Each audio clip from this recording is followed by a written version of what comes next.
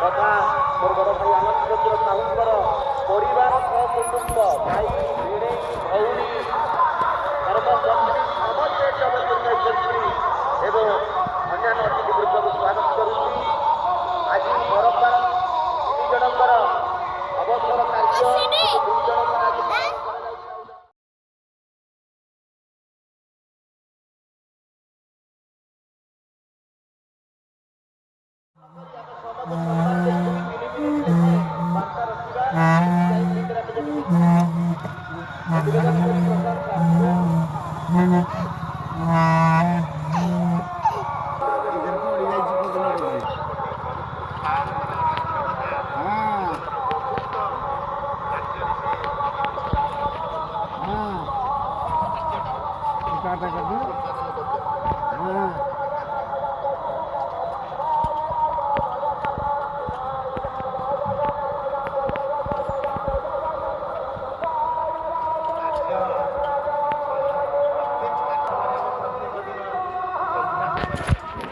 सबु तो सर ये मनुष्य मरब स्नेह तो सर ना खाली कहवा नहीं ये एक असहाय दिन जहाँकि सहयोग था से सहयोग आम पाइबानी यही कथा को रखी बर्तमान मुझे रखी आज सम्मानीय अतिथि माननीय त्रिलोचन कलई महोदय दुई पद वार्ता आशीष प्रदान करेंगे।